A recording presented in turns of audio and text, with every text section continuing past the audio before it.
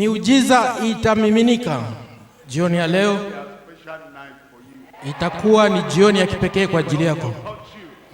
Bwana atakuwa pamoja. Bwana atakugusa. Kila taraja Bwana atakwenda mbali zaidi ya taraja yako kwa jina la Yesu. Uko wapi mahali pale? Baba, tunakushukuru jioni ya leo na tunalibariki jina lako. Asante Bwana kwa kutupatia Kristo ambaye ni Pasaka yetu, ambaye ni amani yetu, ambaye ni nguvu yetu, ambaye ni yote katika yote kwa kila mmoja wetu. Tunaomba jioni ya leo kwamba utamgusa kila mmoja wetu kimiujiza kwa jina la Yesu.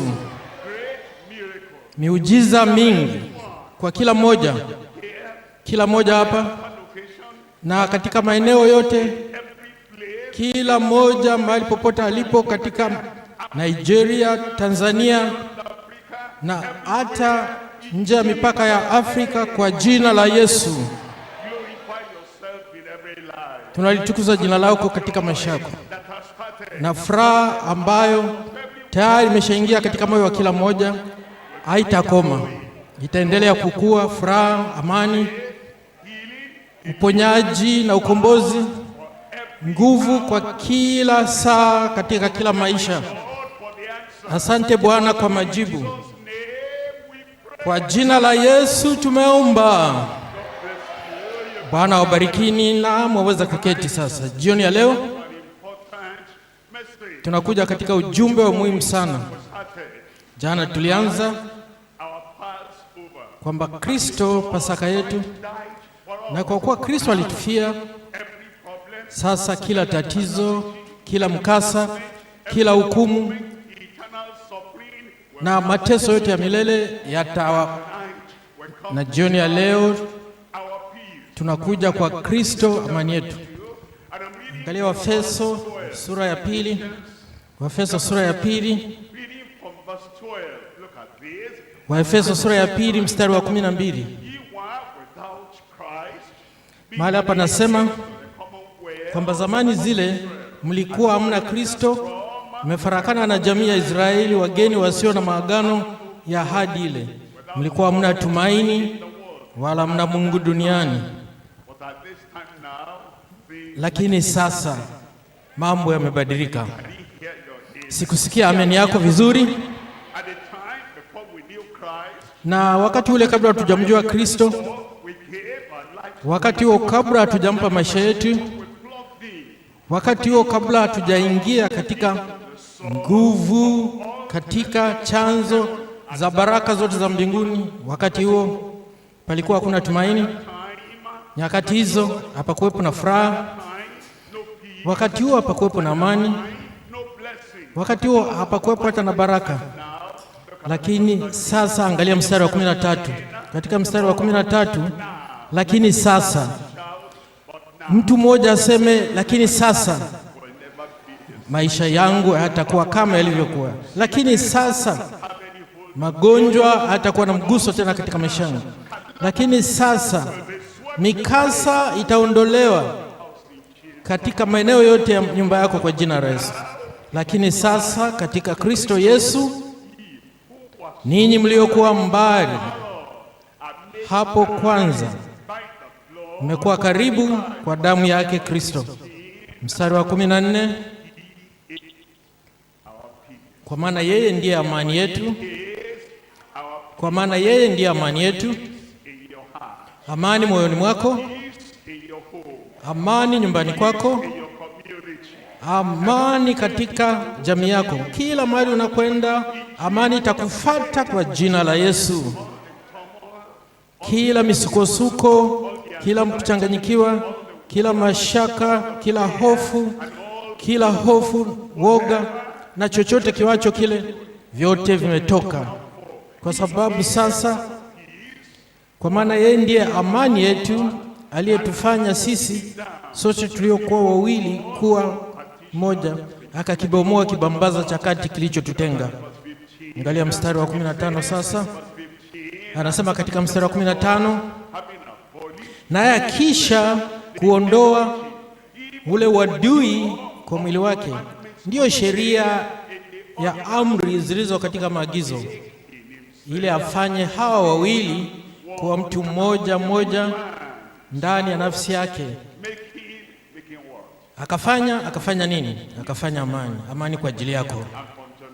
Na kuanzia jioni ya leo, kila tatizo ambalo limekuwa linatesa maisha yako, limesumbua maisha yako, limeminya maisha yako, kwa neema ya Mungu katika Kristo, uhuru kuanzia leo. Kristo amani yetu. Hebu ifanye la kwako binafsi. Sema, Kristo amani yangu. Tunaangalia vitu vitatu. La kwanza,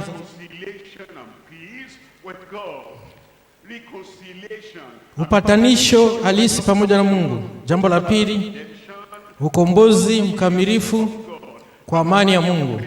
Jambo la tatu, mahusiano ya wazi na amani na utauwa. Angalia la kwanza sasa.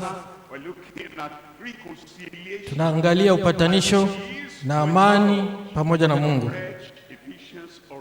Tayari tumeshasoma Waefeso. Hebu tukaliangalie tena sura ya pili mstari wa 14. Waefeso 2:14. Kwa maana yeye Kristo, yeye ndiye aliondoa kila aina ya adhabu zetu. Yeye ndiye amani yetu. Yeye ndiye ametufanya kuwa mmoja. Wayahudi, watu wa mataifa wote wametufanya moja. Hiyo ina maana gani? Kila kitu sisi tunachokipata kutoka kwa Mungu, hata watu wa mataifa pia watakipata kutoka kwa Mungu. Kwa hiyo wamewafanya wote sisi na mataifa moja. Je, Wayahudi wanavyopata wokovu, na watu wa mataifa pia wanapata wokovu. Wanapokuwa na amani ya moyo, Wayahudi wana amani ya moyo, na sisi tunakuwa na amani ya moyo. Watu wa mataifa watakuwa na uhakika kwamba Mungu ni wangu. Jambo lolote ambalo yeyote yule analipata, na wote alipata.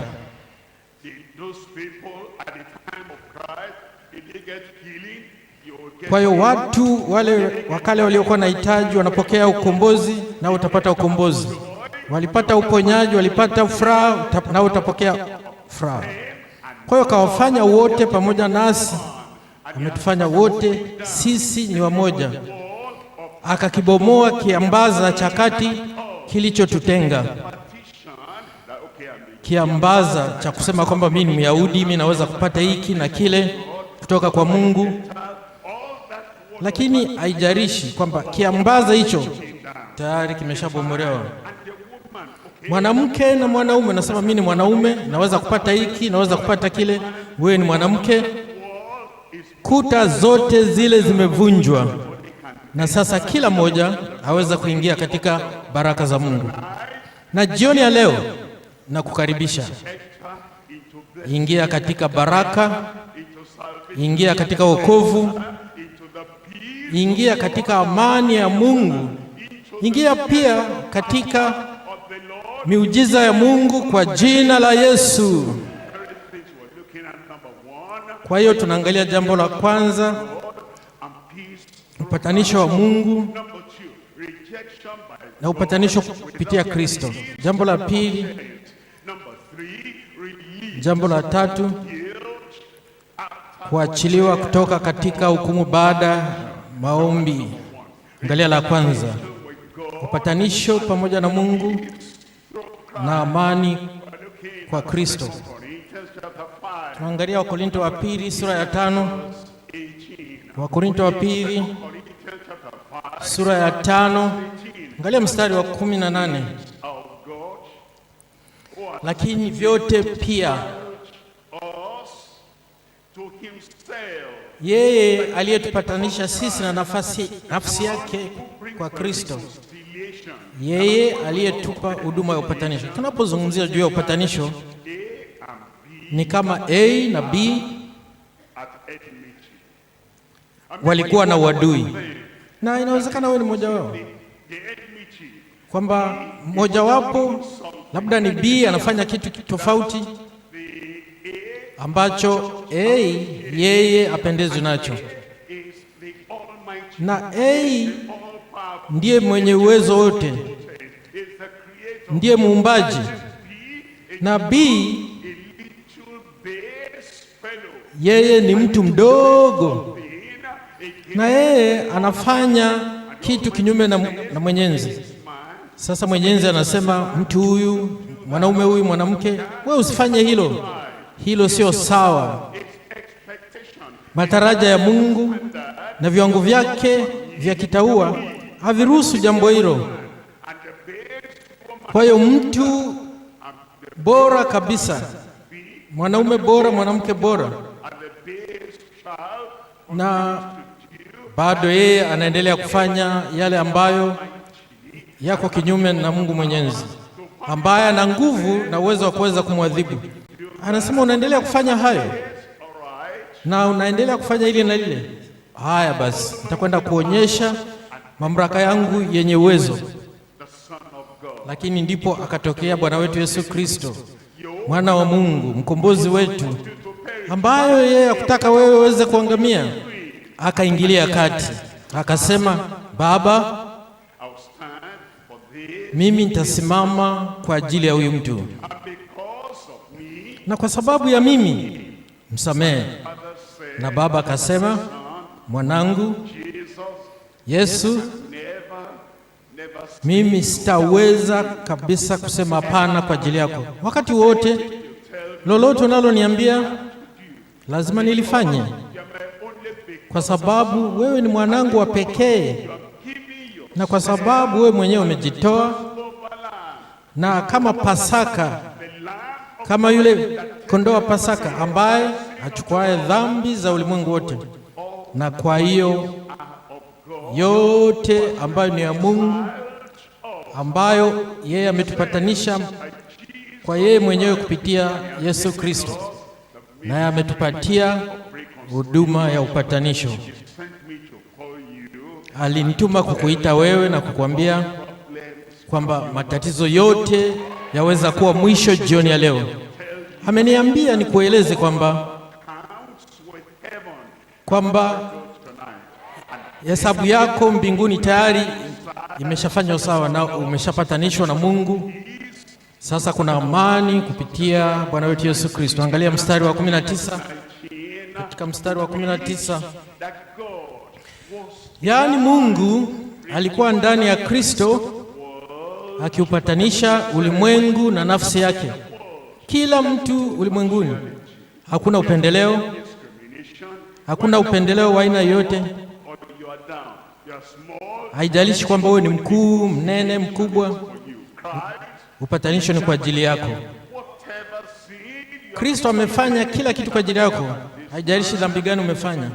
Angalia mtu huyu aliyeandika huu waraka kwa ajili ya Wakorinto. Jina lake anaitwa Sauli, ambaye alifanyika Paulo, ambaye yeye mwenyewe anatamka kwamba alikuwa mwovu wa kupindikia, mwovu zaidi ya uovu wote, lakini hata yeye aliweza kupatanishwa na Mungu, na akasema kwamba huyu Mungu hivi sasa mwaminifu kwa watakatifu wote, kwa kuwa Yesu alimtuma Kristo duniani kufa kwa ajili ya wenye dhambi wote. Kwa ajili ya neema hii na upatanisho huu na amani hiyo imekuijia na wewe. Nasema tayari imeshakuijia na wewe. Je, kuna mtu awaye yote mahali hapa ambaye anaweza kukosa mbingu? Haitakuwa kosa la Mungu wala kosa la Kristo. Haitakuwa tatizo la mhubiri, itakuwa ni tatizo la huyo mwanaume na mwanamke ambaye hajuaye kwamba tayari mlango umeshafunguliwa wa upatanisho, lakini yeye bado anarudi nyuma na kutazama wewe. Wewe hautakosa mbingu. Niambie wewe mwenyewe kwamba sitakosa mbingu. Waweza kupatanishwa leo. Utapatanishwa kwa jina la Yesu. Na anasema kwamba asiwahesabie makosa yao, naye ametia ndani yetu neno la upatanisho. Angalia mstari wa 20. Basi sisi tu wajumbe kwa ajili ya Kristo, kana kwamba Mungu anasihi kwa vinywa vyetu, twaomba ninyi kwa ajili ya Kristo mpatanishwe na Mungu. Jioni ya leo ni jioni ya upatanisho wako. Hebu tuangalie sehemu ya pili, ukombozi wa Mungu. Watu ambao waitikii mwito wa Mungu na ujumbe wa uzima, ambao watu wana shughuli zao nyingi katika mambo madogo madogo, wanazingatia vitu visiokuwa na maana, na wao hawazingatii amani ambayo Bwana amewaletea. Wanabaki kama walivyo. Wewe hautabaki kama hivyo. Angalia Hosea. Yesu anasema hakuna amani kwa ovu, na kila mmoja ni mwovu, na wote wametenda dhambi na kupungukia utukufu wa Mungu. Mimi si bora kuliko wewe, wala wewe sio bora kuliko mimi. Yeye sio bora kuliko huyu, si bora kuliko huyu. Wote wametenda dhambi. Tofauti ni kwamba sisi ambao sasa tuna amani, tumeachana na yale mbali, sasa tumekuja katika Pasaka yetu ambayo Bwana wetu Yesu Kristo. Tofauti iliyopo ni kwamba sisi tunamwamini yeye. Tofauti ni kwamba sisi tumemwijia yeye. Kwa hiyo tulipomwijia akatupa amani, akatupa msamaha na akatupatia wokovu. Na sasa waweza kuja na kuwa kama sisi na kuwa na amani kama sisi. Nasema waweza kuwa na amani ya Mungu jioni ya leo. Waweza kusema tu mimi nataka amani, na najua yaweza kuja tu kupitia Yesu Kristo. Bwana naja, Bwana naja. Na mlango wa upatanisho utafunguka kwa ajili yako kwa jina la Yesu. Angalia Warumi sura ya 14. 14 mstari wa 17. Anasema maana ufalme wa Mungu si kula wala kunywa, bali ni haki na amani na furaha katika Roho Mtakatifu. Unaona kuna watu wakati huu wa sherehe wanajua kabisa kwamba Yesu alikufa katika msalaba wa Calvary. Kwa hiyo wanazunguka, wakati mwingine wanakizunguka miji wakiimba, wakifanya ishara za msalaba, na wazunguka katika majengo yao ya ibada wakiimba nyimbo, wakitaja kifo cha Kristo, wakifikiri kwamba hiyo inatosha. Halafu Jumapili wanapeleka sahani za vyakula, nyama, wanasema wanasherehekea Pasaka. Lakini hapa nasema kwamba ufalme wa Mungu sio swala la kunywa na kula, bali ni haki na amani ya Calvary, na amani katika Kristo, furaha katika Roho Mtakatifu. Naomba kwamba wakati wa Pasaka itakuwa bora kabisa kwa maisha yako kwa jina la Yesu, kwa sababu amani ya Mungu itakuja katika moyo wako. Angalia kipengele cha 3 pale kidogo, kuachiliwa kutoka katika hukumu baada ya maombi. Bwana anakuachilia kutoka katika hukumu na katika kila dhambi ambayo inafanya moyo wako una dunda, yote itakwisha, utaachiliwa. Umeachiliwa. Piga kelele, kuachiliwa. Hukumu imeondoka. Yule shetani ambaye anakufuata kila wakati unatenda dhambi, anasema kwamba wewe una dhambi, wewe ni mtu mbaya, wewe ni mwanamke mbaya, wewe ni mtu muovu, na hakuna kitu chema kitakachofanyika. Halafu na wewe kwa kuwa unajitambua jinsi ulivyo mbaya, lakini ukujua kwamba Yesu Kristo yeye aligongomelea dhambi zako zote katika msalaba wa Calvary. Na jioni ya leo utakapotoa maisha yako kwa Kristo, halafu kapata amani ya Mungu katika maisha yako, shetani atakapokuja tena, utamwambia shetani umechelewa. Atakuwa amechelewa. Nasema atakuwa amechelewa kwa sababu amani ya Mungu ndani ya moyo wako itatamaraki kwa jina la Yesu. Hilo litatendekaje? Angalia Yohana wa kwanza sura ya kwanza mstari wa 9.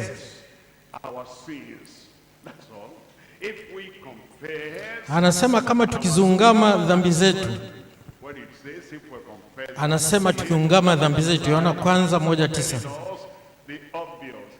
Hicho kinatuambia kitu halisi. Amani inakuja kwako, unasema mimi ni mwanaume. Anasema sawa, kabla hata hujasema hivyo unasema mimi ni mwanamke. Mungu anasema mimi najua hata kabla ya kusema. Kwa hiyo unapokuja unasema Bwana Mungu, mimi ni mwenye dhambi.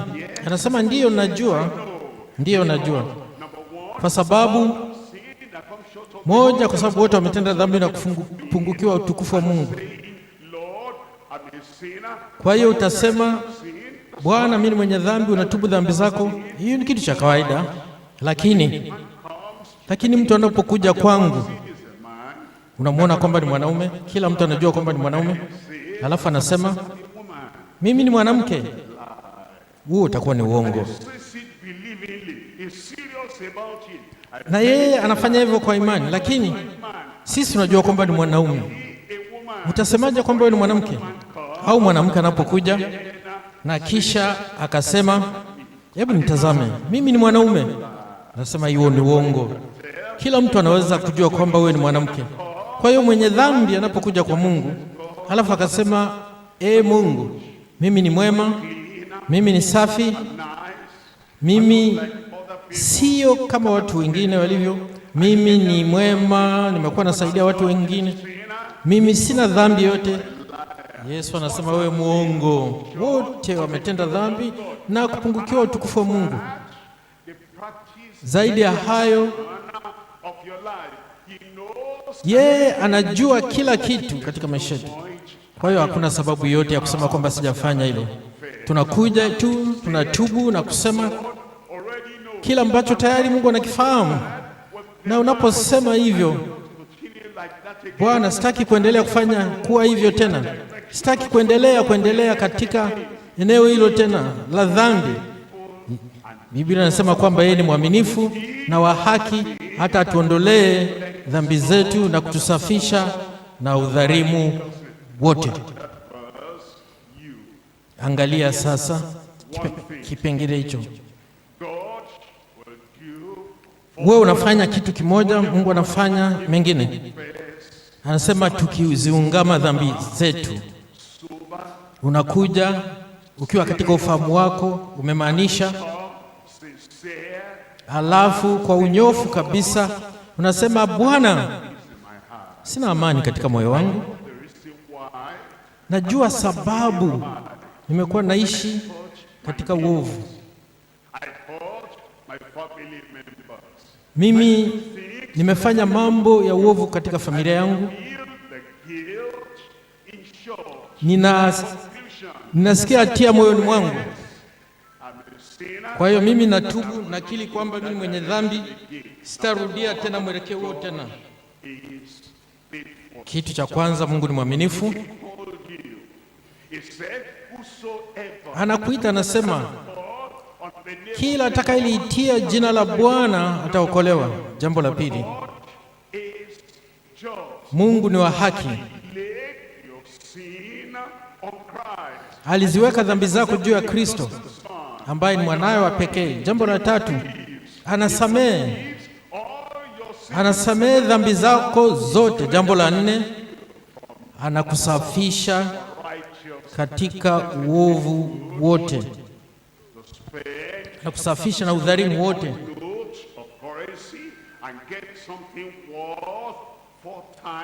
Kwa hiyo wewe unafanya kitu kimoja, lakini unapata mambo manne ya faida. Kwa hiyo ndicho kitu ambacho tunatakiwa kufanya leo. Unafanya uamuzi, alafu Mungu yeye atakufanyia mambo manne. Yeye atakuwa mwaminifu kwako. Nasema wewe binafsi utakuwa mwaminifu juu yako. Yeye atakuwa wa haki kwako, atakusamehe dhambi zako zote ambazo umewahi kuzifanya katika maisha yako yote. Nilikuwa na subiri ameni nzuri, na baada ya hapo atakusafisha kutoka katika udhalimu wote jioni ya leo kwa jina la Yesu. Kipengele cha pili sasa, ukombozi mkamilifu na amani ya Mungu. Ni aina gani ya ukombozi huo? Ukombozi mkamilifu timilifu jioni ya leo inakujia wewe. Nasema jioni ya leo inakujia wewe. Kutakuwa na mambo matatu pale. Ya kwanza, amani izidio toka kwa mwanao. La pili, amani kuu kwa wale waliotakaswa. Na la tatu, amani na ungwana miongoni mwa watakatifu. Angalia kipengele cha kwanza, amani izidio ndani ya mwanawe. Tunaangalia katika Wafilipi sura ya 4 mstari wa 7. Wafilipi 4 mstari wa 7 anasema, na amani ya Mungu ipitayo akili zote itawahifadhi mioyo yenu na nia zenu katika Kristo Yesu. Nipe ameni kubwa mahali hapo. Amani ya Mungu katika mikanganyiko yote ya duniani, katika michanganyiko kila mahali duniani.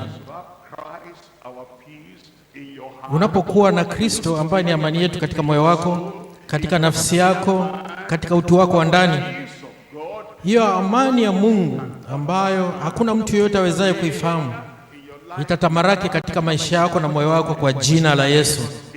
Alafu mstari wa 8 anasema, hatimaye ndugu zangu, mambo yote yaliyo ya kweli, yoyote yaliyo ya staa, yoyote yaliyo ya haki, yoyote yaliyo safi, yoyote yenye kupendeza, yoyote yenye sifa njema, ukiwapo wema wowote, ikiwapo sifa nzuri yoyote, yatafakalini hayo. Kwa hiyo maisha yako sasa yanapata thamani mpya, mwonekano mpya, mwelekeo mpya, kwa sababu mambo yote unayawaza sasa, hutawaza mambo ambayo sio safi. Baadhi ya watu huwa wanawazia mambo ambayo hayana ukweli wote. Mungu yupo, wanasema hakuna Mungu, hakuna wokovu, hakuna Kristo, lakini utapata amani ya moyo. Huwezi kupata amani ya moyo ukiwa na msimamo huo. Baadhi ya watu wanasema kwamba mambo ambayo hayana sifa njema, kwa sababu Kristo alikufa kwa ajili yako. Kwa hiyo jambo jema ni kukuona wewe kwa sababu alikufia. Alafu unaanza kusema mimi simtambui Kristo, hajanifia. Huyo ni kosa uaminifu. Kwa hiyo yale mambo ambayo yana sifa njema, kwa hiyo kama mtu amekuja kwako, ametoa fedha zake zote, itakuwa hivi sasa unapoongea na kaka yako na ndugu yako, unasema kwamba hiki kitu ulikipata wapi? Anasema fulani na fulani alichukua hizo hela katika akaunti yake akanikomboa mimi, akalipa. Ndivyo alivyofanya Yesu, akalipa deni lako lote, na sasa waweza kupokea ukombozi wako. Lazima utamtambua, utasema huyu ni mwokozi wangu, yeye ni mkombozi wangu, hiyo haki. Kwa hiyo utakuja kwa Bwana na kusema sasa, wewe ni wangu,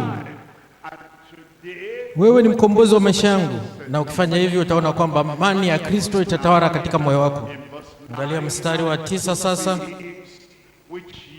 mambo mliojifunza kwangu na kuyapokea na kuyasikia na kuyaona kwangu, Yatendeni hayo na Mungu wa amani atakuwa pamoja nanyi.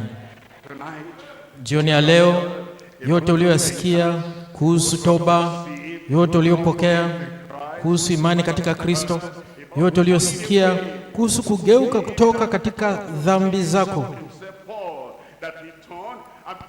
kwa hiyo utageuka na kumwamini Bwana. Utakapofanya hivyo jioni ya leo, wokovu huo huo ambao ulikuja kwake utakuja kwako na wewe. Uko pale,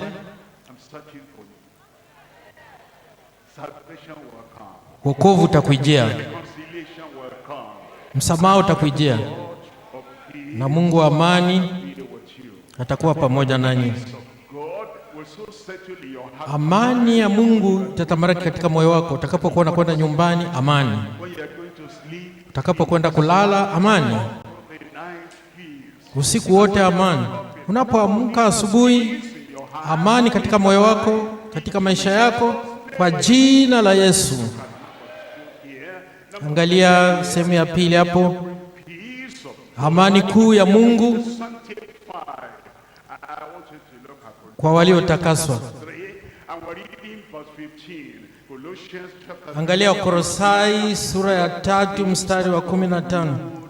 Anasema amani ya Kristo itawale katika moyo wako.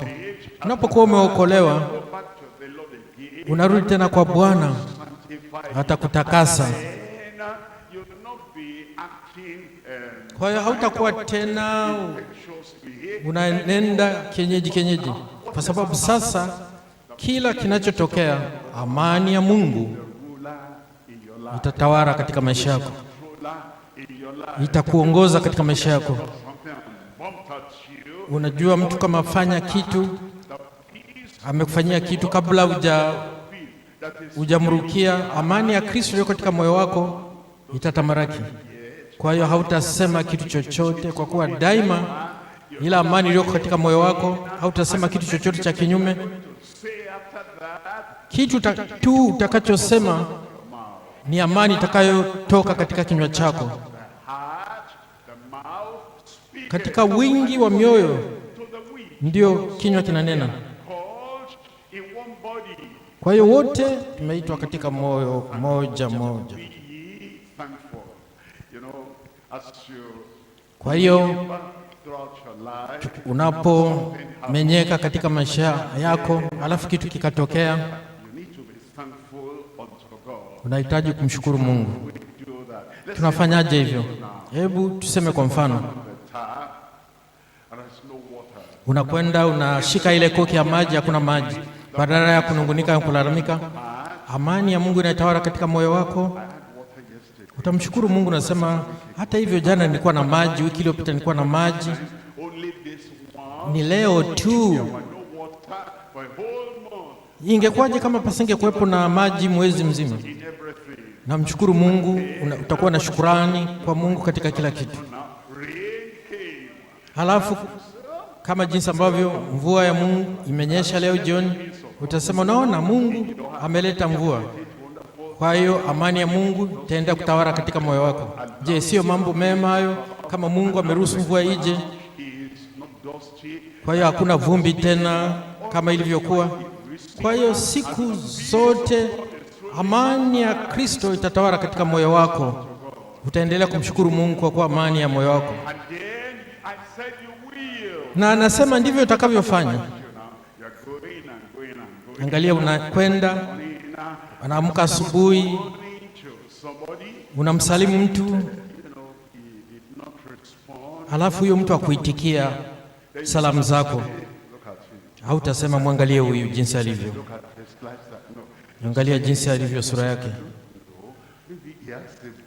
Ila utasema hujui, pengine huyu mtu ana tatizo, labda mimi sijui. Labda ana mzigo fulani katika moyo, ndio maana hata salamu yangu ya asubuhi, pengine ndio maana sio kitu cha maana katika maisha yako. Lakini mimi nina uhuru na Mungu ananisaidia. Kwa hiyo pengine sina matatizo kama yale ambayo alio nayo. Mungu, nasema Mungu nakushukuru kwa ajili ya hilo. Kwa hiyo pengine unakutana na watu hata 100, watu wengi wanakusalimia, na katika hao wote watu 100 hakuna mtu anakuitikia. Unaona, haitakuwa tatizo. Unajua, ukishatoa maisha yako kwa Mungu, utakuwa na shukrani kwa kila kitu kinachotendeka katika maisha yako. Angalia sehemu ya 3 hapa. Amani inayotamaraki kwa watakatifu. Unajua, tunapofanyika watoto wa Mungu na amani ya Mungu inakuwa katika moyo wangu, hatutatafuta matatizo tena, hatutatafuta vita wala ugomvi, hatutakuwa tunatafuta mtu wa kugombana naye. Hapana, utataka kuwa na amani na kila mmoja. Sasa unasema na furaha, nataka naye awe na furaha. Mimi na amani, nataka naye awe na amani. Mimi na furahia maisha yangu ya Ukristo, nina furaha, nataka hata yeye awe hivyo. Kwa hiyo inatupa amani na kila mtu wakati wote, na ninaomba kwamba hiyo amani ya Mungu itatamaraki katika maisha yetu kwa jina la Yesu. Warumi sura ya 14, Warumi 14 mstari wa 7, mstari wa 17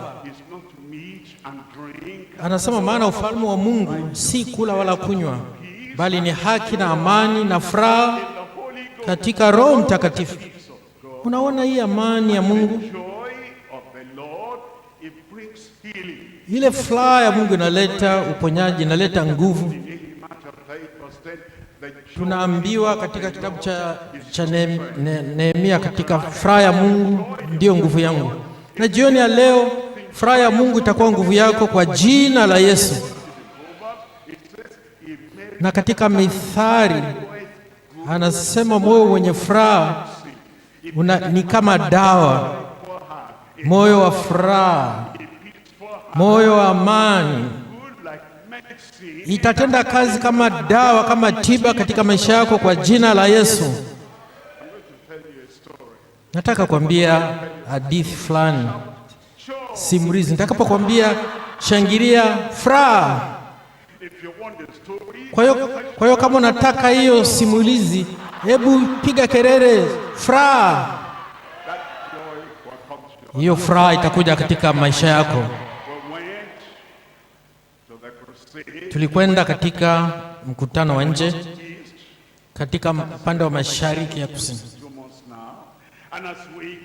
na tulipofika mahali pale, palikuwepo na huyu mwanamke. Alikuwa na ule uvimbe, tumbo lake lilikuwa limefura, na walipompima wakakuta kwamba wanachoweza kumfanyia ni kumfanyia upasuaji. Sasa akaja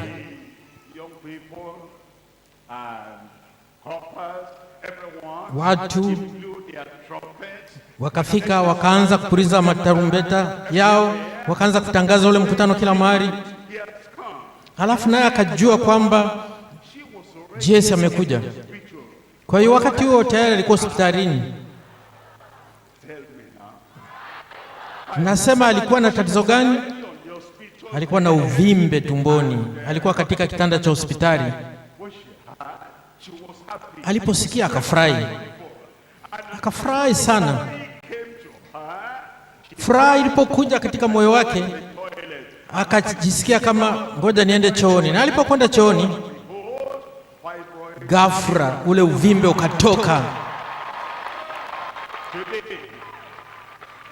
Leo nitafanya ujione wewe mwenyewe jinsi ulivyo. Hebu angalia mwenyewe uone hicho kitu hapo.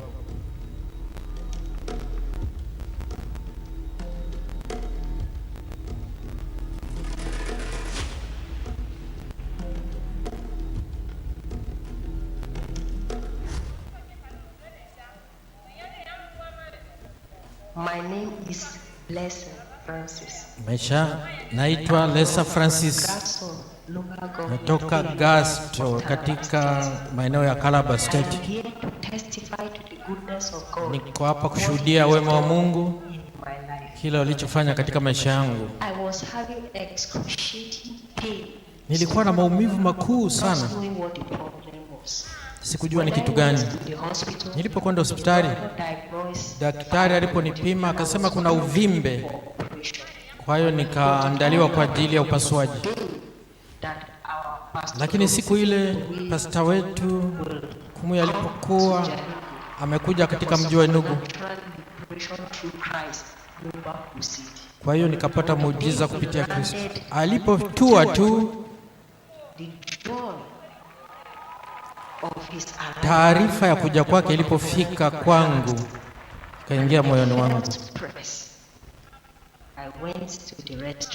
Kupitia nikiwa na furaha hiyo, nikainuka nikaenda chooni. Nilipoingia chooni, tulipochuchumaa, ule uvimbe ukatoka.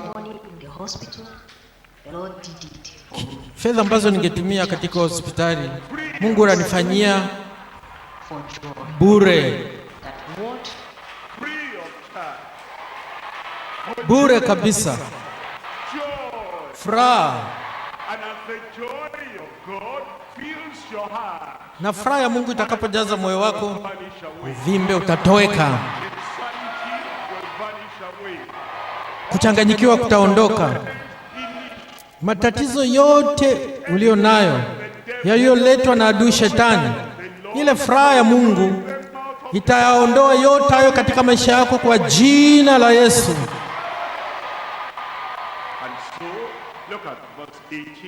Hebu angalia sasa mstari wa 18, Warumi 14 mstari wa 18.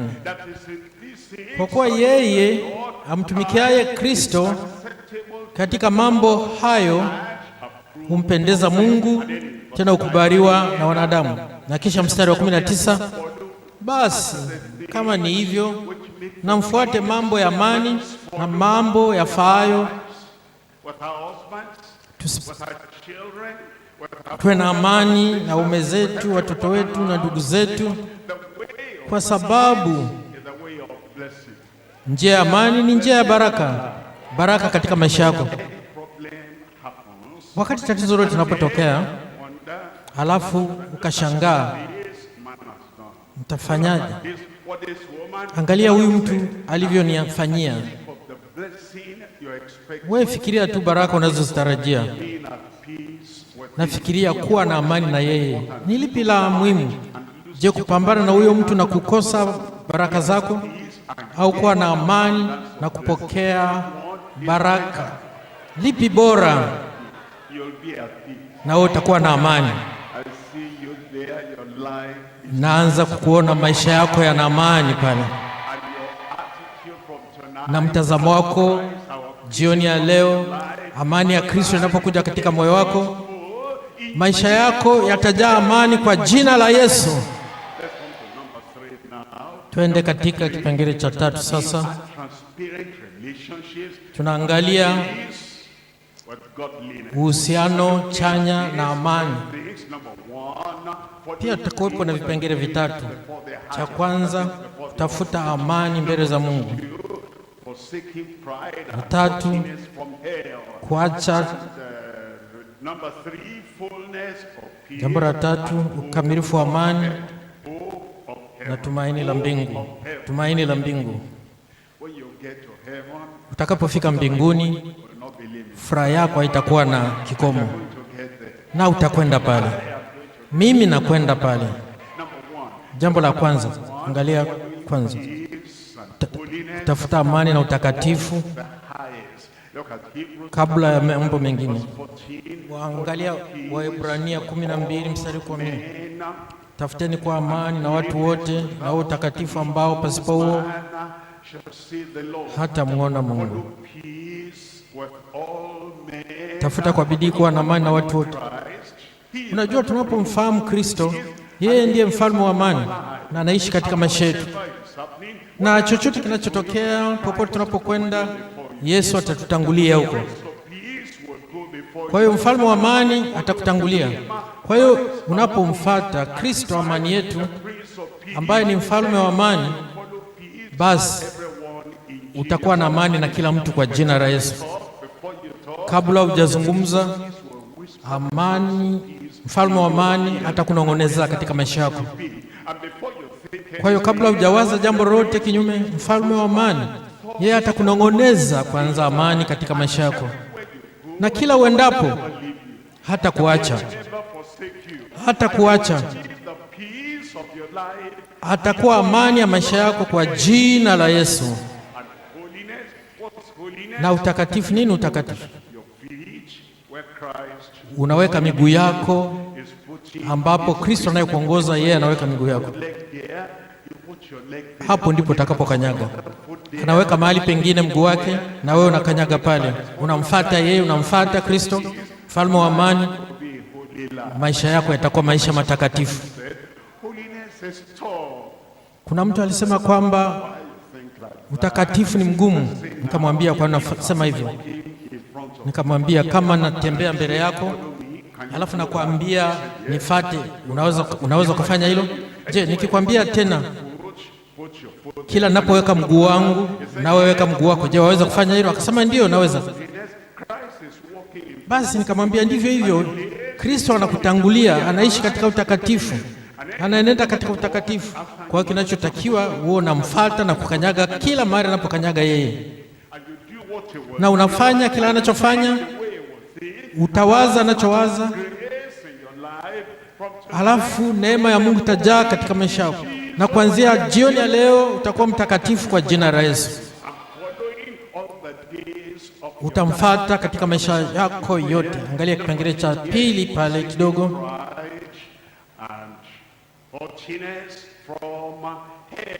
Kukataa, kuachana na uovu. Nataka nikwambia matatizo yanakotoka.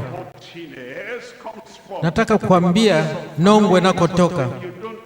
Unajua wakati mwingine kama ujui, unaweza kuona kula kila kitu. Unakwenda kula vitu ambavyo havistahili,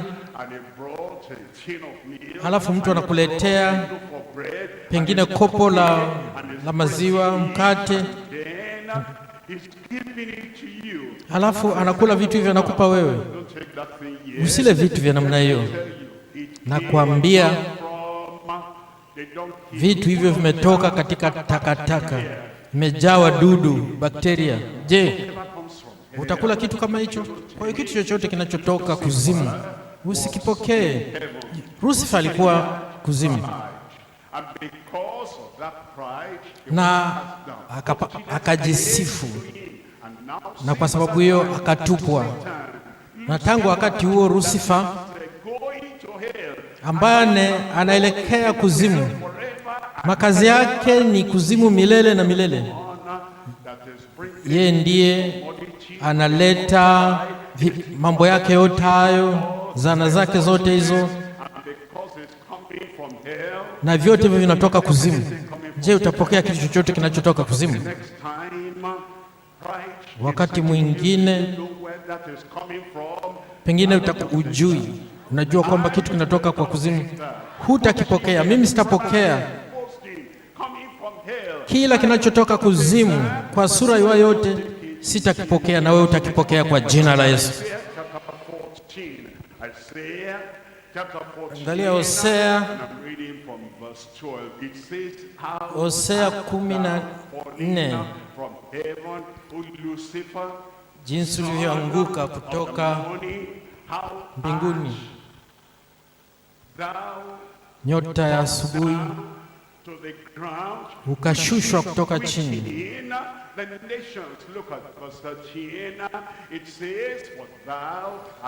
Anasema wewe, Shetani alisema katika moyo wake kwamba nitapaa mpaka mbinguni, nitajiinua katika kiti cha enzi na nyota zote. Hayo ndio aliyokuwa anasema.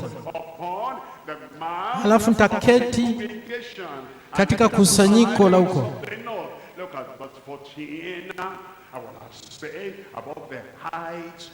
Kwa hiyo hayo ndio majisifu ambayo Shetani alikuwa anajinua, anazungumza katika kiburi chako, kiburi chake.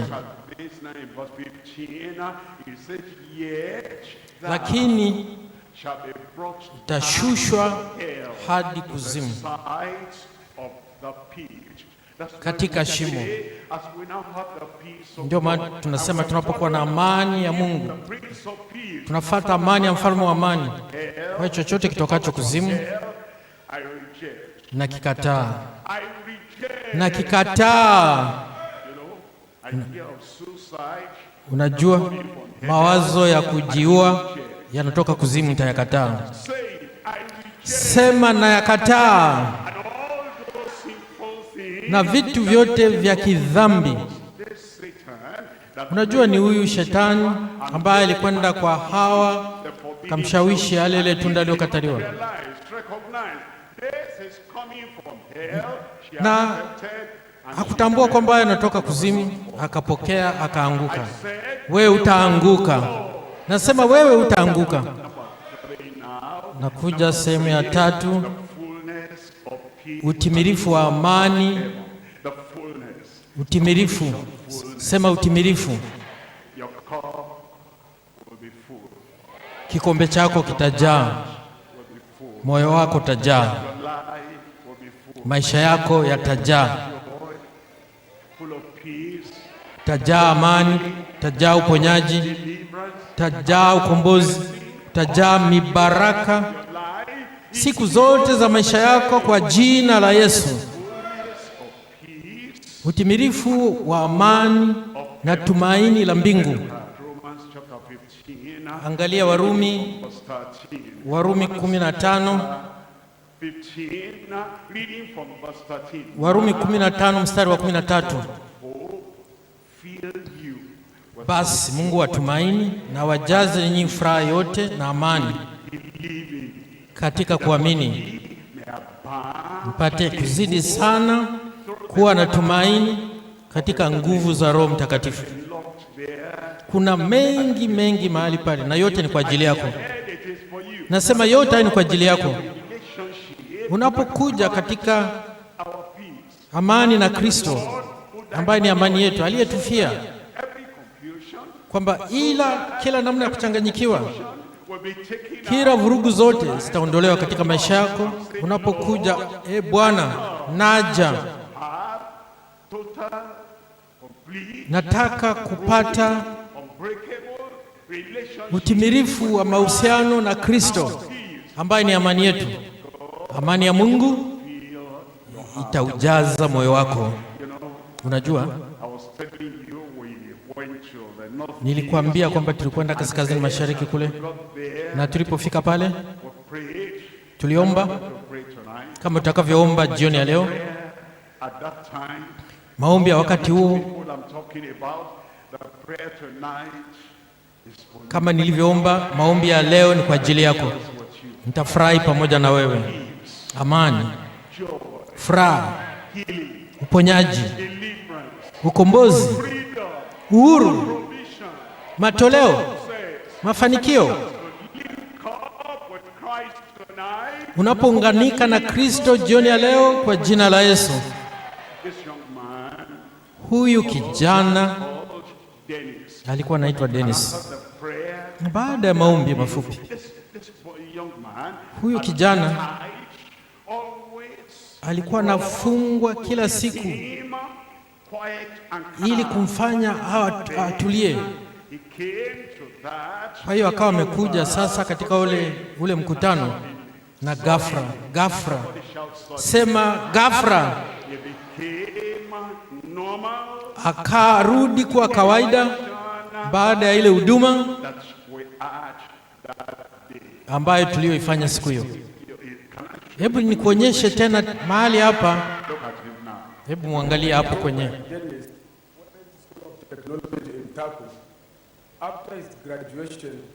huyu Dennis. Baada ya masomo yake alipata tatizo kubwa ya akili, lakini baada ya maombi ya Dr. Daphrif Kumui, dada yake aliyemleta alitambua kwamba ndugu yake amefunguliwa. John akaenda akamwambia dada yake, nataka kula, nataka kwenda kujisaidia. Na tangu wakati huo alikombolewa kikamilifu. Kwa hiyo akamleta hapa kwenye mkutano. Baada ya kumfikisha mahali hapa, And even this recent Bielsa crusade, we are together with him in the program. He was there. Kwa hiyo kwenye mkutano tukawa naye mahali pale, na kila kitu tulipokuwa tunaongea, huyo mtu amekombolewa kikamilifu kwa neema ya Mungu. I want to be a good leader. I want to go back to school. Mimi naitwa Dennis, nataka kurejea tena shuleni. Na mtu aseme pale amen. Kila mtu anabarikiwa, kila mtu ambaye anamguswa na Kristo anapata baraka. Na sasa ni zamu yako. Hautakosa fursa yako jioni ya leo. Amani jioni ya leo, utimilifu wa amani jioni ya leo, na kila baraka zinazotokana na amani zitakuja kwako kwa jina la Yesu. Funika macho yako pale ulipo. Bwana anataka kukuleta katika hali ya amani ya mawazo, kila namna ya kuchanganyikiwa, kila shutuma ya moyo, kila shutuma ya dhambi katika moyo wako, Bwana anataka kuiondoa sasa hivi. Anataka kufanya mtu wa amani, mwanamke wa amani na mwendaji wa mbinguni. Kama unahitaji amani hiyo ya Mungu na unataka kuungana katika mahusiano yasiyo katika na Kristo, amani yako popote pale ulipo, hebu nyosha mkono wako. Mungu akubariki. Nyosha mkono wako popote pale ulipo. Amani ya Kristo itakuwa yako kuanzia sasa kwa jina la Yesu. Bwana anakusubiri popote pale ulipo, mbele, kushoto, nyuma, katikati, popote ulipo, au katika maeneo yote, mikoa yote, nchi zote, popote unaosikia, katika mitandao, Ulaya, Asia, popote ulipo. Unataka hii amani ya Mungu itamaraki katika moyo wako, na mahusiano yako kuanzia sasa itakuwa mahusiano ya amani. Nyosha mkono wako popote ulipo. Kama unanyosha mkono wako pale ulipo, tafadhali simama pale ulipo. Simama pale ulipo. Amen.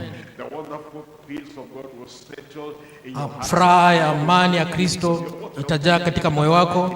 Ile amani ya Kristo itamaraki katika moyo wako. Popote pale ulipo, simama. Achilia amani ya Mungu itamaraki katika moyo wako.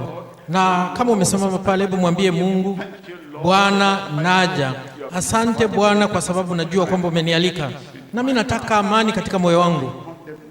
Ile shutuma zote na hukumu yote katika moyo wangu viondolewe. Nataka kuwa na furaha na amani na msamaha. Nataka kuwa mwendaji wa mbinguni. Mwambie Bwana. Mwambie Bwana, naamini. Umeniita na mimi nimeitika, na wala hautanitupa nje wala hutanikataa. Mwambie Bwana, mwambie Bwana, najua, mwambie Bwana, najua kwamba kila atakayeliitia jina la Bwana ataokoka. Mimi tayari nimeshariitia, nimeokoka. Amina. Amen. Amen. Ukiwa bado umesimama na kwenda kwa pamoja. Bwana nakushukuru, tunalitukuza jina lako. Mungu wa kipekee ulioje, Mungu wa rehema wewe, Mungu wa wokovu ulivyo.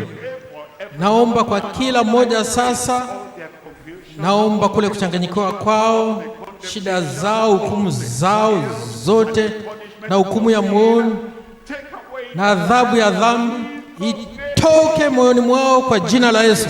Na Bwana, naomba kwamba msamaha uje kwa kila mmoja, amani ije katika kila moyo, furaha ingie katika kila moyo, na wokovu wako utamaraki katika kila maisha sasa kwa jina la Yesu.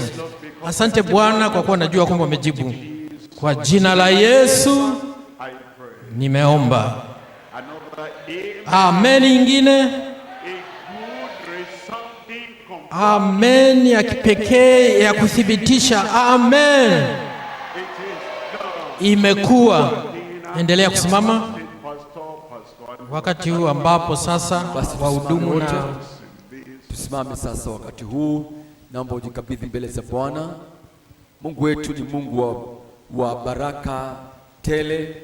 Bwana anakwenda kusema na haja yako. Mpendwa, si wakati wa kufikiria kurejea nyumbani. Tutarudi nyumbani, tutalala na kurejea tena mahali hapa, lakini huu ni wakati wa kumwachia Bwana aweze kutenda jambo jipya katika moyo na maisha yako. Wewe ambaye unamtarajia Bwana kwa ajili ya uponyaji, weka moyo wako wazi. Mtumishi wa Bwana anakuja wakati huu kwa ajili ya maombi. Mwenye shida mbalimbali, sikiliza neno la Mungu, maagizo ya mtumishi wa Mungu, na ugonjwa wako, tatizo lako linakwenda kuondoka katika jina la Yesu. Basi wakati huu tunamleta mtumishi wa Bwana sasa aweze kufanya maombi kwa ajili yako uliyekuwa na shida. Naomba tambua wakati huu Roho wa Bwana anatembea. Neno la Mungu linalotoka katika kinywa cha mtumishi wa Mungu, linapotoka Bwana anasema anatuponya na maangamizi yetu yote. Sikiliza neno la Bwana, sikiliza maombi ya mtumishi wa Bwana, na unakwenda kupokea kile ambacho Mungu amekiandaa kwa ajili yako.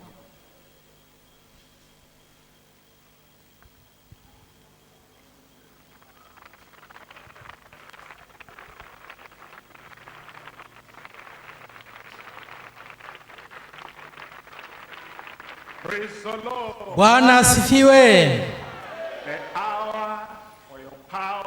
Wakati wa nguvu zako umewadia. Kuna nguvu wakati huu kwa kila mmoja aliyoko mahali hapa. Ni wakati wangu, ni fursa kwa ajili yangu. Macho ya upofu yatafunguka na vilema watainuka na kutembea. Uvimbe katika mwili utatokomea, na kila aina ya magonjwa yasiyotibika Bwana ataondoa kila kitu jioni ya leo, hasa kwa ajili yako wewe. Ni jioni yako. Hebu inua mkono moja na mkono mwingine uweke mahali popote penye tatizo. Halafu tarajia uponyaji, ukombozi na muujiza wako. Baba, tunakushukuru, tunalitukuza jina lako. Wewe ni Mungu usiyeshindwa, Mungu wa rehema, huna upendeleo.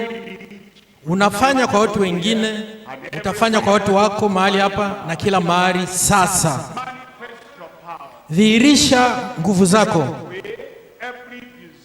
Ondoa kila maradhi katika miili yao kwa jina la Yesu. Kila aina ya maradhi na kuamuru kwa jina la Mungu, kwa jina la Kristo, kila matatizo yote hayo ninaomba kwamba uponyaji utokee sasa hivi kwa kila moja kwa jina la Yesu.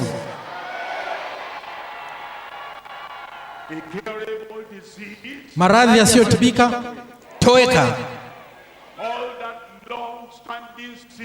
Maradhi yote ya muda mrefu upone kwa jina la Yesu. Macho yaliyopofuka funguka. Masikio yaliyoziba funguka. Ndimi zilizofungika funguka. Uvimbe toka ndani mwao. Wazimu toka ndani mwao kwa jina la Yesu. Ngiri na kila aina ya mshipa pona. Typhoid pona. Vidonda vya tumbo pona. Kila aina ya maradhi toka, na kila aina ya matatizo yote ya ndani kwa ndani toka kwa jina la Yesu. Uvimbe wao wote umepona. join together. Magonjwa yote In Jesus' name. toweka kwa jina la Yesu. Short leg. Miguu mifupi kuwa kuanzia sasa. Mikono iliyonyauka pata nguvu kuanzia sasa. Ule uti wa mgongo wenye matatizo, pokea uponyaji wa muujiza sasa hivi kwa jina la Yesu. Miujiza kila mahali sasa. Hapa wanaosikiliza kwenye redio, kwenye television, kila mahali, katika kila mji, popote palipounganishwa katika mtandao, miujiza kwa jina la Yesu. Uponyaji kila mahali, ukombozi kila mahali, udhihirisho, nguvu za wakati huu. Imekuwa, nasema imekuwa, udhihirisho katika maisha. Kwa jina la Yesu nimeomba.